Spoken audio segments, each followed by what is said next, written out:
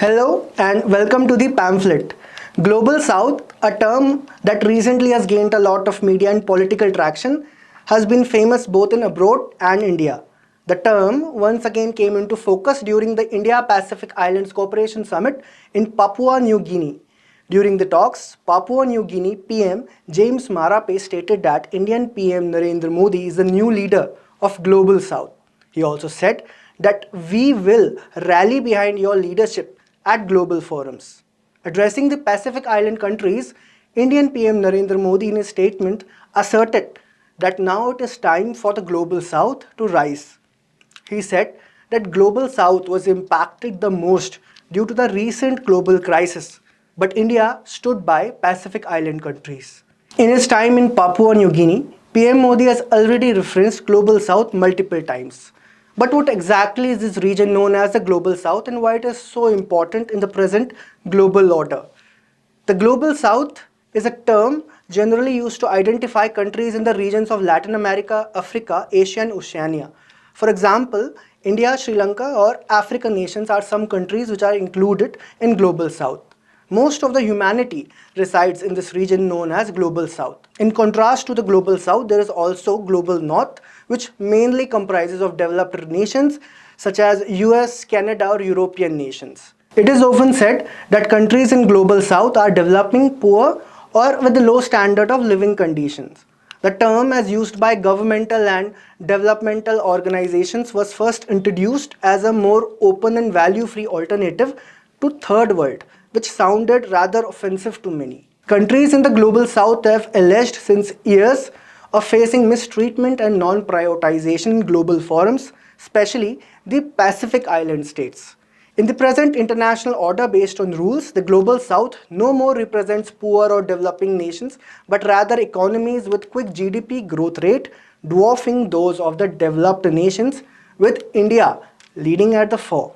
As the opportunities for Global South are immense, several countries in it, such as the Pacific Island states, have several issues that need quick attention. The FIPIC includes 14 Pacific Island countries, namely Cook Islands, Fiji, Kiribati, Marshall Islands, Micronesia, Nauru, Niue, Palau, Papua New Guinea, Samoa, Solomon Islands, Tonga, Tuvalu, and Vanuatu. The economies of the Pacific nations are heavily dependent on tourism sector. Pre-COVID, the tourism sector in Pacific generated $6.29 billion and almost 70,000 jobs, accounting for 20% of the gross domestic product. However, after the pandemic, the economies went downhill after closures of hotels, pools and beaches. Post-pandemic, the Pacific Islands have shown positive economic trends, but inflation and increasing debt remains a major problem. A recent report by World Bank had revealed that the Pacific countries are at a high risk of debt distress. At least 6 Pacific countries are in bad fiscal condition in part due to government spending in response to the COVID-19 crisis. For years, a threat of rising sea levels has also been feared as many islands face an existential threat of getting submerged in the water.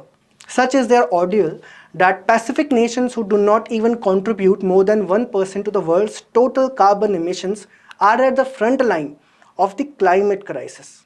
If something is not done immediately, countries would be submerged in the ocean. Presently, it could be said that the Pacific nations do not care about who's morally or politically correct. They want their voices to be heard in global forums and international circles. Under the leadership of PM Narendra Modi, India has emerged as the leader of Global South. After assuming the G20 presidency, India has been vocal on issues faced by the Global South and promised that under Indian presidency, G20 will become a platform for voicing concerns of the developing nations. PM Modi, with his developmental diplomacy, has ensured the leaders of Pacific Islands that India is a reliable partner. Unlike the opportunist US or China, which is known for its debt diplomacy, an example of this reliable friendship was seen during the COVID pandemic, as India readily came in support for nations in the Global South in form of medical supplies, aid and vaccines. It seems now even the Global South is publicly accepting India and PM Narendra Modi as the flag bearer of this entire region. The gestures of Pacific leaders provide further credence to it, either be it PM's James Marape taking the blessings of Narendra Modi or Indian PM being conferred highest civilian orders of Fiji and Papua New Guinea. The Pacific region is highly important due to its strategic location and its richness in resources like natural minerals and hydrocarbons. Thus, it has become a hotbed of different countries vying for increasing influence in the region. In recent years, Chinese influence in the region has increased alarmingly, an example of which was seen last year after it signed a defense pact with Solomon Islands. Under its Belt and Road Initiative, China promised investment and development to Pacific nations. Many nations have signed the BRI while others are skeptical of Chinese expansion. Not only China, but the US has also looked to expand its influence in the region. It plans to sign military pacts with Pacific nations. Meanwhile, on the other hand, India is an alternative which brings its inclusivity and developmental diplomacy. With its idea of Vasudhaiv Kutumbakam, India is all set to be a reliable leader, or more appropriately, a friend of the Pacific Islands and the global South.